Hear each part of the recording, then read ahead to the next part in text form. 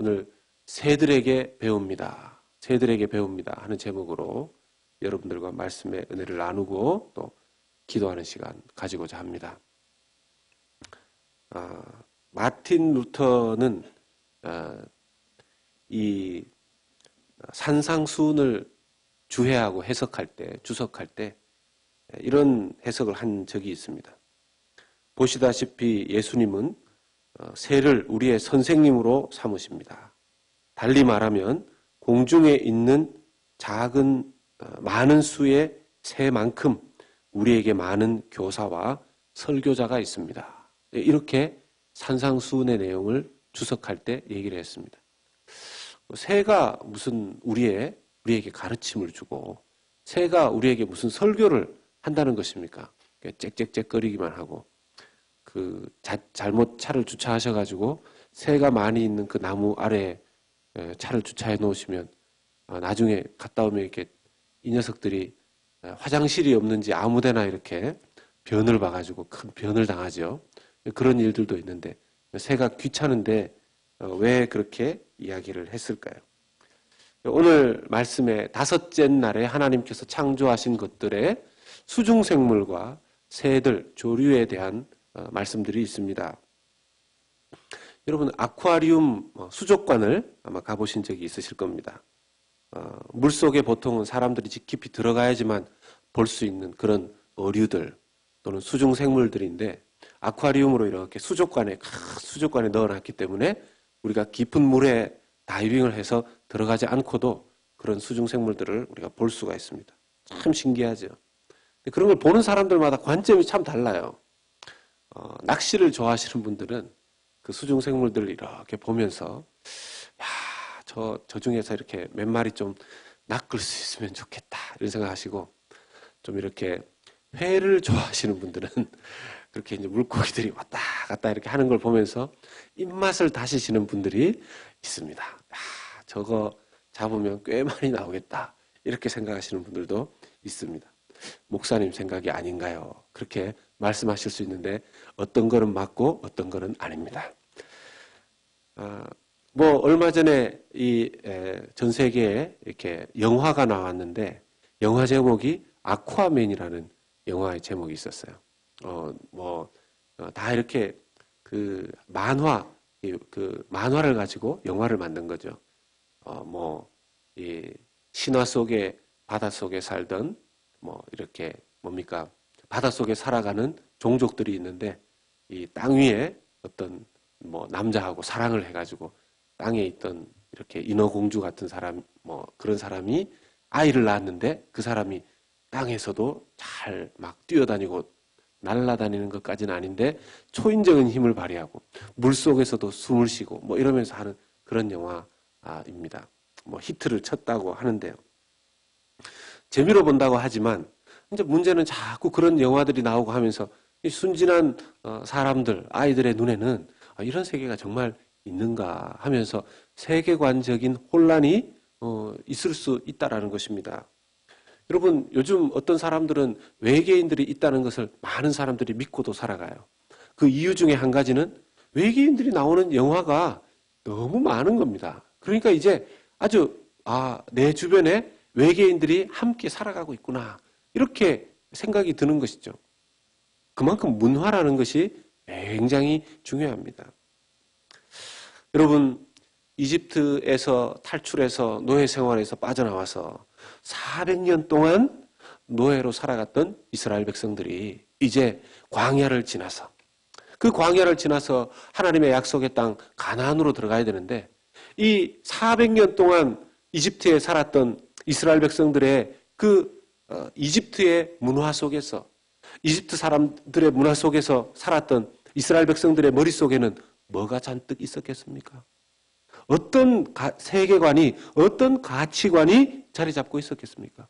그들의 눈은 사물을 바라보면서 어떤 생각을 했겠습니까? 이 온 세상이 하나님께서 창조하신 땅이구나. 내가 유대 광야에 서 있지만 하나님께서 이 온 세상을 만들어 주셨기 때문에 염려할 것이 없구나. 그런 생각을 했겠습니까? 아니면 보이는 것은 앞에 사막과도 같은 곳이고 뒤로도 사막 같은 곳이고 과연 우리가 400년 동안 그곳에 살던 그곳에서 빠져나와서 몇 수십 년을 계속해서 이 광야에서 방황하고 있는데 하나님이라는 분은 도대체 누구신가? 가나안에 정말 들어갈 수는 있는 것인가? 눈에 보이지도 않고 그저 모세, 아론 이런 몇 사람의 말에 이끌려서 이곳까지 왔는데 이거 허탕치는 거 아닌가?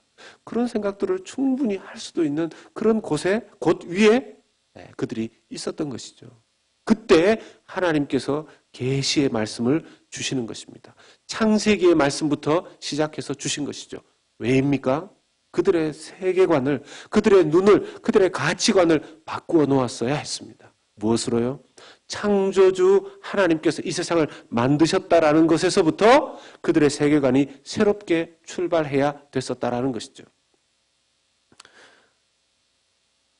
이스라엘 백성들에게는 수많은 머릿속에 우상들이 있었습니다.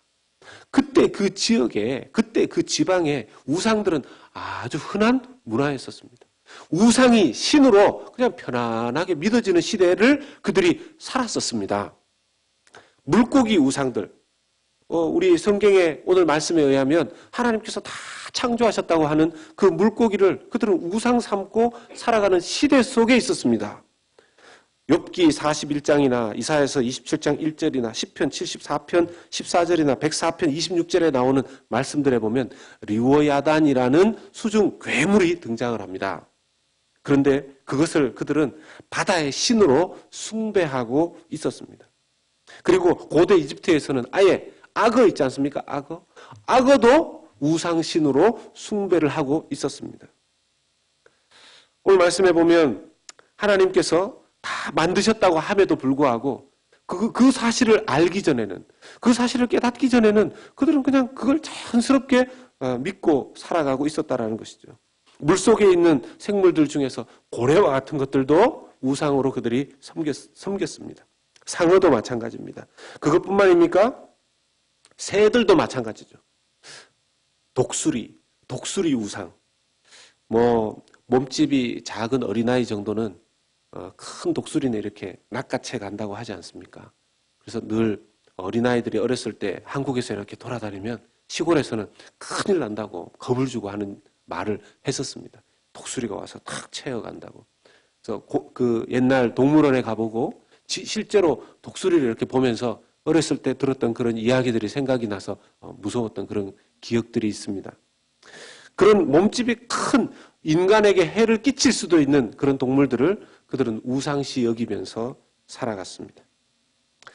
오늘 창조의 제5째 날, 5일째에 하나님께서 무엇을 창조했는지의 말씀을 그들에게 들려주시면서 하나님께서는 이 생각을 바꾸기를 원하셨고, 또 혹시 우리 가운데에도 하나님께서 그때 그 창조가 오늘날 그냥 그때 5일째 이런 것들 창조하셨나 보다 하고 지나가는 정도가 아니라 오늘날 우리는 어떤 영적인 눈을 가지고 이 말씀을 이해하고 오늘날 이 믿음을 가지고 직접 살아내야 하는지 잠시 살펴보기를 원합니다. 20절 말씀을 같이 보겠습니다. 1장 20절 말씀 같이 읽겠습니다. 하나님이 이르시되 물들은 생물을 번성하게 하라. 땅 위 하늘의 궁창에는 새가 나르라 하시고 아멘. 여기 하나님께서 물속에 생물들을 번성하게 하셨습니다. 수중 생물들을 이야기하는 것이죠. 물속에서 생활하는 호흡하는 모든 생물들을 다 말하는 것입니다. 이게 개역 한글 성경에는 물에 있는 어류 이렇게 좀 나와 있었는데 개역 개정으로 바뀌면서 물들 안에 있는 생물로 이렇게 번역이 좀 바뀌었습니다. 이 조류, 이렇게 생선 같은 것뿐만 아니라 물속에 있는 파충류, 곤충 이런 것들 다 포함하는 것입니다. 하나님께서 물속에 있는 그 모든 것들을 다 만드셨다라는 것이죠. 하나님께서는 이 수중 생물들을 만드신 다음에 뭐라고 말씀하시냐면 생물을 번성하게 하라. 이 생물들이 많아지게 하라는 것입니다. 이 바닷속에 있는 모든 것들이 계속해서 생겨나고 또 생겨나고 생겨나게 하라는 것이죠. 그래서 여러분, 저와 여러분들이 지금까지 나이 드시면서 드신 생선만 해도 얼마나 많겠습니까? 그럼에도 불구하고 아직도 바닷속에는 아직도 강 속에는 수많은 생선들이 남아 있습니다. 이유가 무엇입니까? 예, 번식력이 아주 좋은 거죠. 번식력이 아주 좋은 겁니다. 그 번식력은 어디서부터 나온 것입니까? 하나님께서 물들 속에 수중생물을 만드실 때 번성하게 하라. 번식력이 아주 좋게끔 하나님께서 만들어 놓으신 것입니다. 할렐루야. 이런 것도 할렐루야 할 때 또 아멘 하셔야 돼요. 왜냐하면 만약에 이 번식력을 하나님께서 안 주셨으면 어떻게 됐겠습니까? 뭐 생선값이 금값이 되는 거죠. 고등어 한 마리가 우상되는 겁니다. 네. 뭐 고등어 한 마리 1년에 한 번 먹을까 말까 이렇게 되는 거죠. 하나님께서 생물도 허락하셨지만 그 번식하라. 얼마나 감사합니까? 예. 생선 드실 때마다 생선 한 점, 이렇게 살점 하나 이렇게 떼서 드시면 할렐루야, 아멘, 하나님 감사합니다. 예. 그런 마음으로 생선 드실 때 그 생선이 우리 몸에도 더 좋은 영양분이 될 줄로 믿습니다. 하나님께서 모든 것을, 그러니까 이 말씀 속에 하나님께서 우리에게 계속 하시는 말씀, 이스라엘 백성들에게 하신 말씀이 있습니다. 내가 만든 거고 내가 번식하게 했으니까 제발 좀 우상 숭배하지 마라. 제발 좀 우상 숭배하지 마라. 내가 만들어준 걸 가지고서 왜 자꾸 나와 더불어서 그 쓸데없이 고등어 대가리 같은 그런 걸 믿고 우상 숭배하느냐. 하나님께서 그 말씀을 하시는 겁니다. 그리고 또 하나님께서는 새들도 만드셨습니다. 새들도. 20절 말씀에 하늘의 궁창에는 새가 나르라 하시고, 하늘의 궁창에는 이제 이 하늘 궁창에는 새를 만드신 겁니다. 수많은 조류들을 만드셨습니다. 이 조류에는 또 곤충류, 파충류도 다 포함됩니다. 날개 달려서 이렇게 막 날아다니는 것들이 다 포함이 되는데요. 재밌는 것은 이 새라는 히브리어가 오프라는 단어인데, 이 오프라는 단어는 날다 하는 우프라는 단어에서 유래가 됐습니다. 근데 이 우프라는 단어에 이 의미 중에 뭐가 들어가 있냐면 날다 하는 뜻도 있고 춤춘다 하는 뜻도 있습니다. 그래서 이 말씀을 보면 하나님께서 이 수많은 새들을 만드시고 그 새들로 하여금 날개짓하면서 날아가는 모습이 마치 춤추는 듯한 모습으로 그렇게 하나님 창조하셨다라는 것입니다. 여러분, 이 새가 이렇게 막 날아다니는 걸 보면서 마치 춤을 추는 듯한 그런 것을 보십니까? 여러분, 어떨 때 왜 이렇게 그 발레라든지 이렇게 보면 이렇게 뭐 학입니까? 뭐 새입니까? 뭐 그런 것을 이렇게 본따 가지고 막 발레도 하고 그렇게 막 하지 않습니까? 아마도 새가 날아다니고 움직이는 그런 모습 속에 춤추는 듯한 어떤 부분들을 본따서 그 안에서 해석해낸 모습이 아닌가 그런 생각들이 듭니다. 그 날개짓하는 모습, 또 물속의 수중생물들을 만드시고 나서 21절, 창세기 1장 21절 말씀을 보면 하나님께서 보시기에 좋았더라. 하나님 보시고 너무 마음에 드셨다라는 거죠. 이 강과 바다에 있는 수많은 수중생물들과 하늘에 날아다니고 모든 날아다니는 것들을 보면서 하나님께서 기뻐하셨다는 겁니다. 그게 뭐가 포함되어 있을까요? 바다의 물속에 수없이 막 번식하면서 가득 차는 하나님의 눈으로 보면 물속에 있는 저쪽에서는 고등어떼가 저쪽에서는 참치 맞습니까? 뭐 참치라고 불러야 되나? 참치떼가 막 이리저리 막 다니는 걸 보고 하나님 너무 기분 좋으셨다는. 하나님 보시기에는 이 지구 전체가 큰 아쿠아리움 아닙니까? 내가 만든 아쿠아리움. 하나님 너무 기분 좋으셨던 거죠. 조류들이 막 날아다니면서 뭐 지금보다 그때 조류는 더 많이 날아다니지 않았겠습니까? 지금 멸종된 것들도 좀 있고 하니까 다 우리 저주받은 이 죄 때문에 인간들이 이 수중에 있는 것들도 멸종시키고 날아다니는 것도 멸종시키고 그런 거 아니면 하나님 다 만들어주셨는데, 근데 이렇게 날아다닐 때 보면 너무 멋지지 않습니까? 뭐 한국의 어떤 다큐멘터리, 그 새에 대한 다큐멘터리가 잠깐 나와서 제가 보니까 뭐 낙동강 어디 하구인가 뭐 어디인가에 보면 어느 시절만 되면 이 새들이 날아가면서 군무를 춘다는 거예요. 우리 잠시 그 캡처 그 클립 영상을 보니까 새들이 뭐 이렇게 떼를 지어서 날아다니는데 장관이라는 겁니다. 그걸 가지고 여러 영화를 찍는 사람들이 와서 그걸 찍는데 근데 그렇게 수없이 많은 새들이 날아다니면서 한 마리도 서로 부딪히는 새가 없다는 거예요. 서로 그냥 머리 꽝 부딪혀가지고 죽은 새. 그래서 뭐 새 뉴스에 오늘 3마리가 서로 날아다니다가 충돌해서 2마리는 죽고 1마리는 뭐 병원에 실려갔습니다. 이런 뉴스가 한 번도 안 난다는 거예요. 어떻게 그렇게 될까요?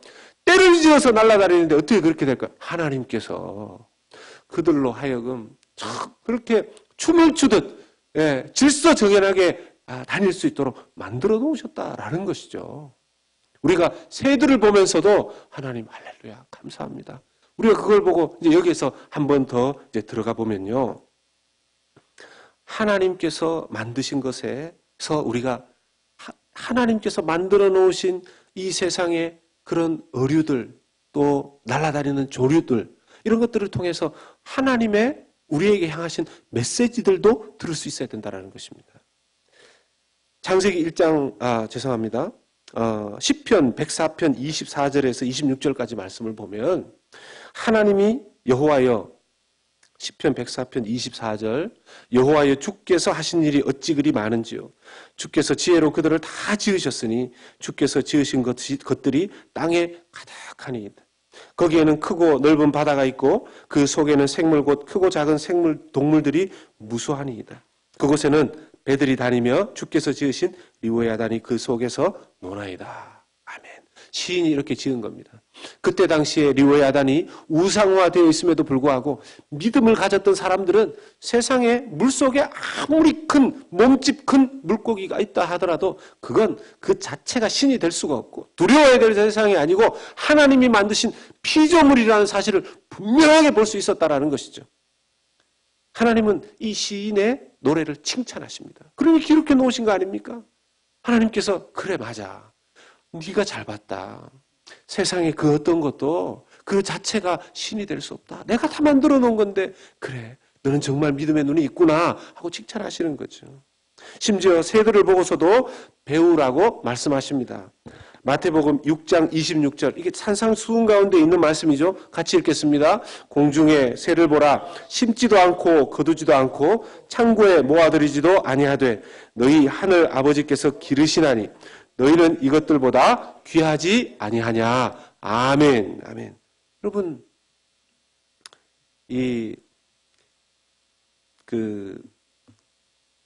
새를 보면서 어떻게 예수님께서 이런 말씀을 이렇게 하셨는지 참 신기합니다. 그래서 어떤 신학자 중에는 새를 관심 있게 보면서 자기의 영성을 키운 분이 있습니다.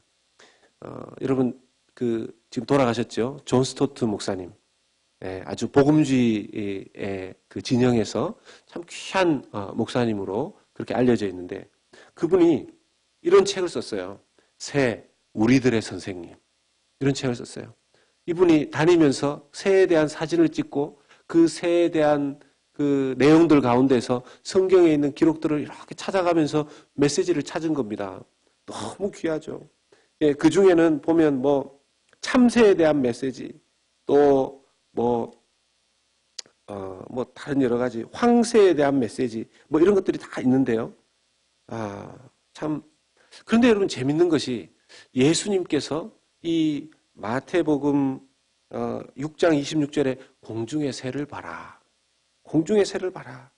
그렇게 이야기를 하시면서 너희들이 하늘 아버지께서 기르시고 있는데 너희는 이 새들보다 귀하지 아니하냐.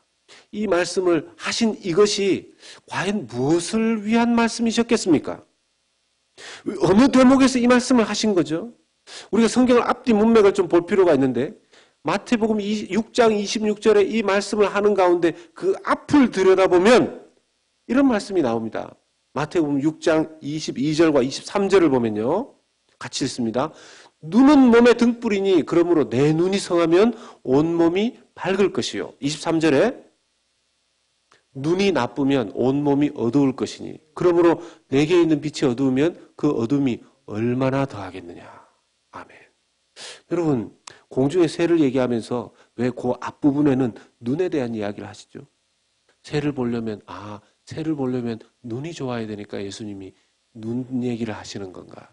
그게 아니죠. 지금 여기서 말씀하시는 눈이 22절이나 23절에 이렇게 말씀하시는 겁니다. 눈은 몸의 등불이니 그러므로 내 눈이 성하면 온몸이 밝을 것이고 눈이 나쁘면 온몸이 어두울 것이니 내게 있는 빛이 어두우면 그 어둠이 얼마나 더하겠느냐. 사물을 볼 때 눈이 제대로 영적으로 밝으면 그 눈을 통해서, 그 영적인 눈을 통해서, 사물을 통해서 빛 대신 하나님 예수 그리스도의 진리까지 볼 수 있는 눈이 있으면 그 사람은 성한 사람이고 온전한 사람이고 성숙한 사람이고 성령 충만한 사람이고요. 그렇지 않고 사물을 볼 때 그 사물만 보면, 사물을 통해서 하나님의 뜻을 발견하지 못하면 그 사람은 늘 어둠이라는 겁니다. 생선 보면 저 생선 내가 먹을 수 있을까? 돈이 없는데. 날아다니는 조류 보면 아니면 다니는 닭이라도 보면 먹고 싶은데 저건 나는 돈이 없어서 사 먹을 수 없다. 늘 어둡다라는 것이죠. 세상에 있는 눈에 보이는 것들이 다 그 사물들이 우리의 우상들이 되어버린다라는 것입니다. 그런 측면에서 예수님께서 눈이 나쁘면, 눈이 성하면, 사랑하는 여러분, 영적인 눈이 뜨여져서 세상 모든 것들을 볼 때 하나님께서 보게 하시는 그 눈으로 보실 수 있기를 주의 이름으로 축복합니다. 주님, 이 모든 것들을 통해서 주님 볼 수 있어야죠. 모든 것들을 통해서 주님을 볼 수 있어야죠. 여기에는 하나님의 뜻이 없고 여기에는 하나님의 뜻이 있고 세상에 그런 게 어디 있습니까? 하나님의 눈으로 다 보면 버릴 것이 없는 줄로 믿습니다. 이 존 스토트 목사님 세대를 관찰하면서 은혜를 많이 받으신 것 같은데, 우리가 소위 말해서 한국 사람들은 까마귀를 흉조라고 합니다. 좀. 그런데 성경에 보면 누가복음 12장 24절을 보면요. 까마귀를 생각하라. 심지도 아니하고 거두지도 아니하며 골방도 없고 창고도 없으되 하나님이 기르시나니 너희는 새보다 얼마나 더 귀하냐. 아까는 지금 공중에, 마태복음 6장에서는 공중에 새를 보라 그랬는데 누가복음에는 까마귀라고 구체적으로 나와 있습니다.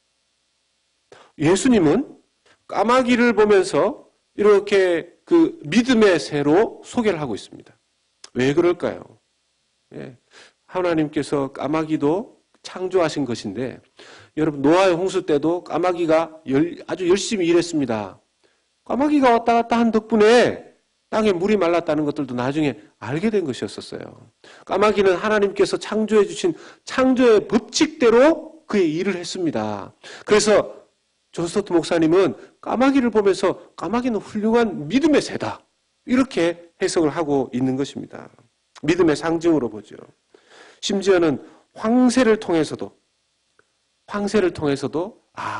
늘 때가 되었을 때 하나님의 뜻에 순종하는, 회개하는 새, 이렇게를 봅니다.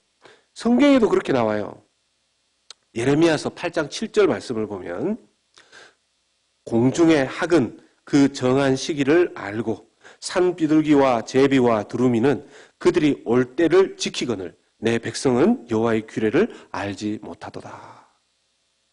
지금 새보다 못하다는 거예요.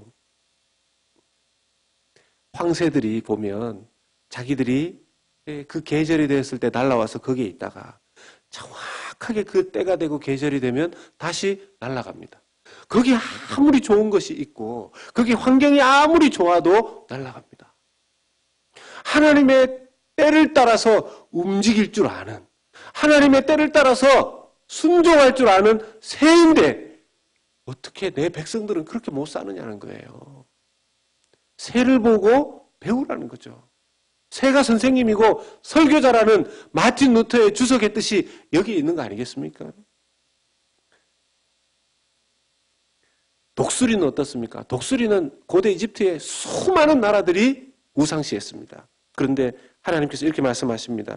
출애굽기 19장 4절에 내가 애굽 사람에게 어떻게 행하였음과 내가 어떻게 독수리 날개로 너희를 업어 내게로 인도하였음을 너희가 보았느니라. 아멘.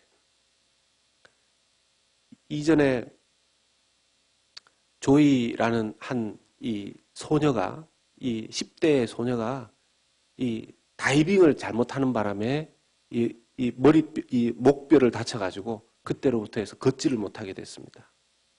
겨우 수술을 해서 목숨을 살리고 이렇게 누워서 이렇게 지내다가 그러면서 이렇게 나이가 점점 많이 들어가게 되었는데 또 중간에 또 더 이 병세가 악화되어져 가서 목숨을 잃을 뻔도 하고 이렇게 되니까 10대 때부터 다쳐서 좀 걷지도 생활하지도 못하는 그런 모습으로 늘 자기를 생각할 때 늘 너무 자기의 자존감이 너무 낮고 안타깝게 생각하면서 살다가 병실 바깥에 있는 이 참새를 위해서 만들어 놓은 이 뭡니까? 이렇게 그 새장 이걸 이제 발견을 했는데 그 새들이 어느 날 이렇게 창밖을 이렇게 바라보면서 새들이 와서 거기에서 그 둥지를 틀고 먹이를 물어다가 먹고 이렇게 하는 모습을 보면서 깨달은 거예요.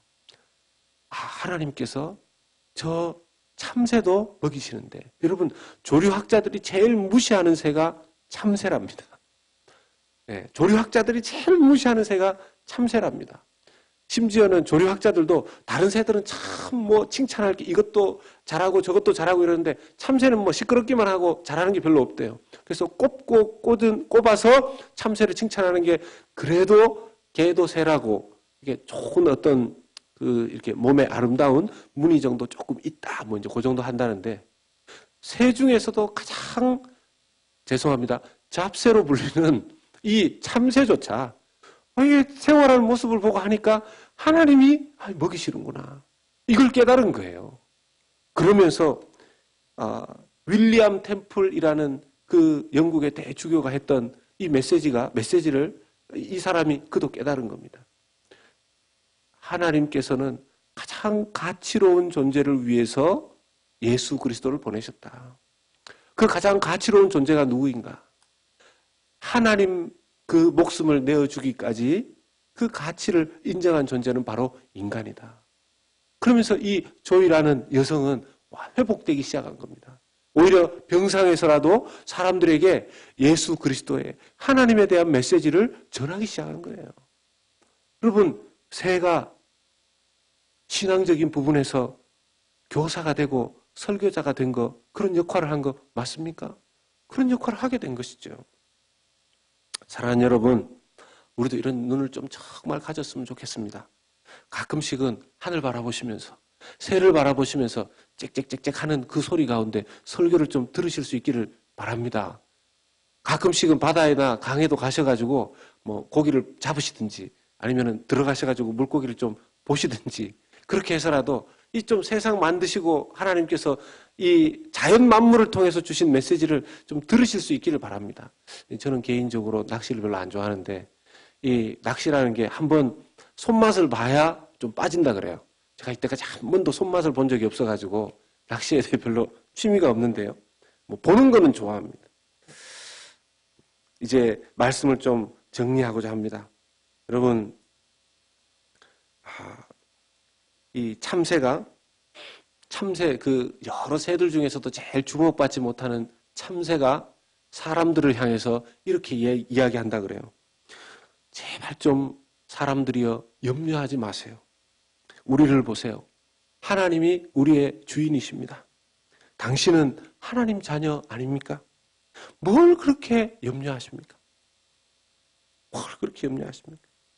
하나님이 우리를 향해서 말씀하십니다. 제발 내 자녀들아, 좀 염려하지 말고 염려를 좀 내려놓으면 안 되겠니? 물고기 좀 봐라. 새들 좀 봐라.